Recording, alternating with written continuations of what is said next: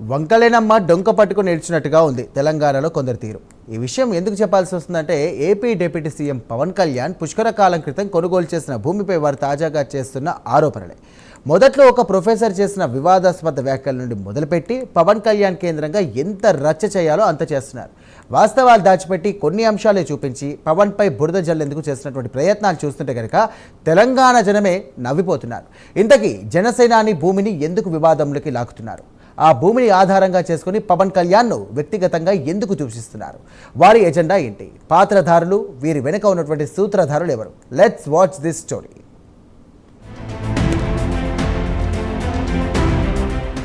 సికం సర్కారీ, సికం పట్టాకు తేడా తెలుసా?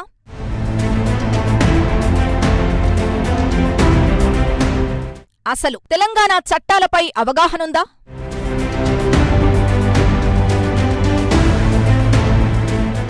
ఆరోపణలు చేస్తున్న వారి వాస్తవ ఎజెండా ఏంటి?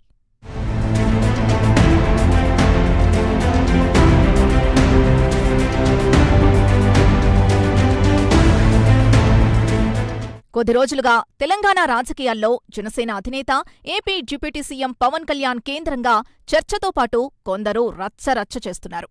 ఏపీ రాజకీయాల్లో చురుగ్గా ఉన్న పవన్ కళ్యాణ్ని తెలంగాణలో ఎందుకు టార్గెట్ చేస్తున్నారు అనే అనుమానం రావచ్చు. ఎక్కడో స్విచ్ వేస్తే ఇంకెక్కడో బల్బు వెలిగినట్టుగా ఈ ఎపిసోడ్ లింక్ ఉంది. పవన్ కళ్యాణ్పై చేసిన వ్యాఖ్యల్ని ఉపసంహరించుకుంటున్నట్టు చెప్పిన ప్రొఫెసర్ నాగేశ్వర్ ఈ అంశాన్ని మరింత సాగదీశారు. అక్కడ్నుంచి పవన్ కళ్యాణ్ లక్ష్యంగా కొత్త అంశాలను వెలుగులోకి తెస్తున్నారు. నిన్నటి వరకు పొగిడినవారే సడన్గా నాలుక మడతపెట్టి తెగడటం మొదలుపెట్టారు. వికృత చర్యలకు దిగారు. నోటికి ఎంతొస్తే అంత మాట్లాడేశారు. సభ్యతకు పెట్టింది పేరైన తెలంగాణలో ఇంత అసభ్యంగా మాట్లాడతారా అని వారిని చూసి తెలుగు రాష్ట్రాల ప్రజలు చీదరించుకుంటున్న పరిస్థితి. ఇది కలిసి రాకపోవడంతో పవన్ కళ్యాణ్ 2014లో కొనుగోలు చేసిన భూములపై యాగి మొదలుపెట్టారు.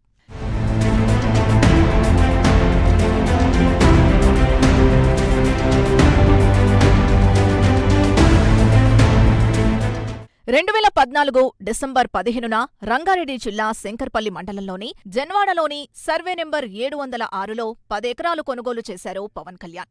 ప్రకృతి వ్యవసాయంపై మక్కువ ఉన్న ఆయన అక్కడ సాగు పద్ధతుల్ని స్వయంగా ఒక వీడియో రూపంలో గతంలోనే రిలీజ్ చేశారు.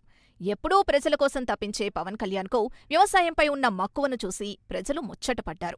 ఇది పవన్ కళ్యాణ్ చట్టపరంగా కొనుగోలు చేసిన భూమి, కబ్జా చేసింది కాదు. Telangana land revenue act 1317F నిబంధనలకు లోబడే కొనుగోలు చేశారు. జన్వాడలో 3 చెరువులున్నాయి. అందులో ఒకటి కోడి చెరువు. ఈ కోడి చెరువు పరిధిలోకి 4 సర్వే నెంబర్లొస్తున్నాయి. అవి 705, 706, 707, 708. 2024 అసెంబ్లీ ఎన్నికల్లో పవన్ కళ్యాణ్ సమర్పించిన ఎన్నికల అఫిడవిట్లో సర్వే నెంబర్ 706లో కొనుగోలు చేసిన భూమి వివరాలున్నాయి. అది అక్రమ ఆస్తైతే అఫిడవిట్లో ఎందుకు చూపెడతారు? అది చట్టపరంగా కొనుగోలు చేసిన భూమి కావడంతో అఫిడవిట్లో ప్రస్తావించారు. కోడి చెరువు పరిధిలో ఉండడంతో చెరువును కబ్జా చేశారన్నది సోకాల్డ్ మేధావుల ఆరోపణ. ఇక్కడే ఆరోపణలు చేసేవారి అవగాహన రాహిత్యం బయటపడుతోంది. చట్టాలపై కోర్టులిచ్చిన తీర్పులపై, రెవెన్యూ రూల్స్పై వారికేమాత్రం అవగాహన లేదని తెలుస్తోంది. హెచ్ఎండిఏ వెబ్సైట్లోని లేక్స్ కాలంలోకి వెళ్లి ఎంతవరకు చూపించాలో అంతే మ్యాప్లు చూపించి పవన్ కళ్యాణ్ చెరువు కబ్జా చేసిన వ్యక్తిగా బురద చల్లడానికి ప్రయత్నించారు. అదే హెచ్ఎండిఏ వెబ్సైట్లోకి లేక్స్ కాలంలోకి వెళ్లి వివరాలు పూర్తిగా పరిశీలిస్తే ఎవరికైనా వాస్తవాలు తెలుస్తాయి. సోకాల్డ్ మేధావులు చేస్తున్న ప్రచారం అబద్ధమని ఇట్టే కనిపెట్టొచ్చు.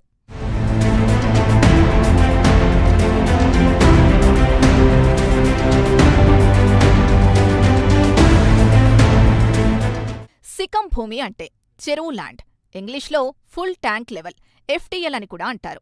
ఈ సికం భూములు 2 రకాలుగా ఉంటాయి. వాటిని చట్టమే నిర్దేశించింది. కోర్టులు నిర్వచించి ఆమోదముద్ర వేశాయి. సికం సర్కారీ ల్యాండ్స్, సికం పట్టా భూములు అని 2 విభాగాలుంటాయి. కోడి చెరువులో పవన్ కళ్యాణ్ కొనుగోలు చేసిన 706 సర్వే నెంబర్లోని 10 ఎకరాల సికం పట్టా భూమి ఒక్క 707 సర్వే నెంబర్ మినహా మిగతా 705, 706, 708 సర్వే నెంబర్లో సికం పట్టా భూములే. వీటిని హెచ్ఎండిఏ వెబ్సైట్లో ప్రభుత్వమే పేర్కొంది. ఈ 2 సికం భూములకు స్పష్టమైన తేడా ఉంది.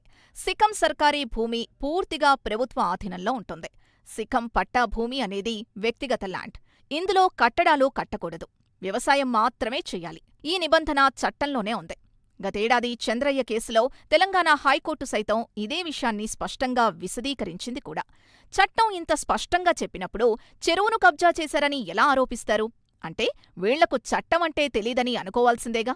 ఒకవేళ తెలిసి కూడా తప్పుడు ప్రచారం, ఆరోపణలు చేశారని అనుకుంటే వారికి దురుద్దేశాలు ఆపాదించక తప్పదు. ఇంకెవరికో మేలు చేయడానికి లేనివి ఉన్నట్టుగా ప్రచారం చేస్తున్నారని అర్థం చేసుకోవాలి.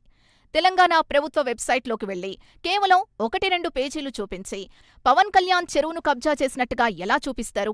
అదే తెలంగాణ ప్రభుత్వ వెబ్సైట్స్లో ఏది సిక్కం పట్టా భూమో, ఏది సిక్కం సర్కారీ భూమో స్పష్టంగా చెబుతున్నా వాటినెందుకు చూపించడం లేదు? ఇక్కడే మీ దురుద్దేశమేంటో బయటపడటం లేదు. పవన్ కళ్యాణ్పై కావాలనే బురద చల్లుతున్నారని అర్థం కావడం లేదా? మీ వెనుక ఎవరున్నారో తెలుసుకోవడానికి మసిపూసి మారేడుకాయ చేసే ప్రయత్నాలు అర్థం పడుతున్నాయి.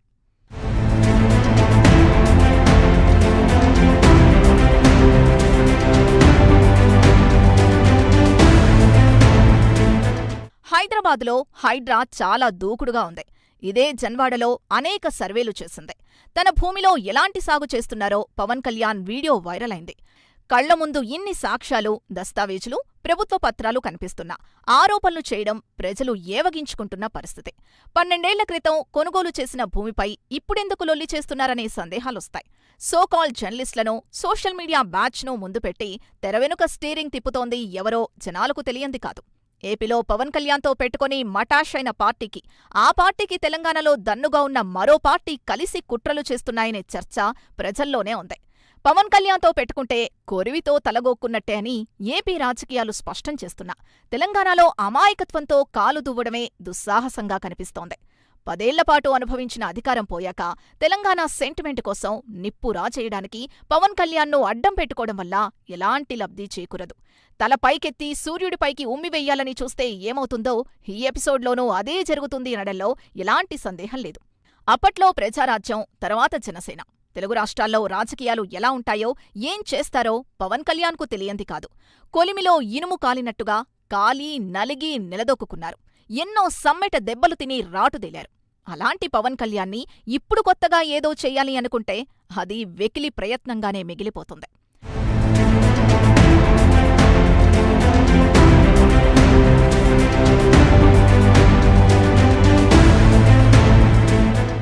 కేవలం పవన్ కళ్యాణ్ను బద్నాం చేయడానికి ఏరికోరి కొన్ని అంశాలనే బయటకు చూపిస్తూ అభాండాలు వేస్తున్నారు.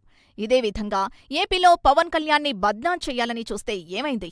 రాజకీయంగా ఎదుర్కొనే అంశాలు లేక వ్యక్తిగత విషయాల్ని తీసుకొచ్చి నాడు ఏపీలో రచ్చ చేశారు. ఇప్పుడు తెలంగాణలోనూ అదే విధంగా పవన్ కళ్యాణ్పై వ్యక్తిగత అంశాలను తీసుకొచ్చి బురద వేస్తున్నారు.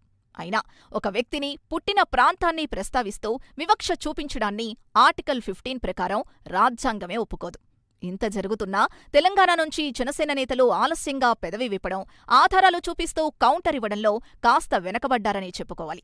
తెలంగాణ జనసేన నేతలకు స్వరం లేదని, రావడం లేదని అనుకున్నా మిత్రపక్ష నాయకుడిపై తప్పుడు ఆరోపణలు చేస్తుంటే బీజేపీ లీడర్ల పెదవి పెగల్డం లేదు. ఓట్లు వేసే సమయంలో పవన్ కళ్యాణ్ కావాలి కాని మిగతా సమయాల్లో పవన్ కళ్యాణ్ ఎవరో తెలీదన్నట్టుగా ఉంటారా? ఇప్పటికే ఏపీ బీజేపీ నేతలపై స్వయంగా పవన్ కళ్యాణ్ అసహనం వ్యక్తం చేశారు. ఇప్పుడు తెలంగాణ బీజేపీ నేతలకు చురకలు వేయాలా?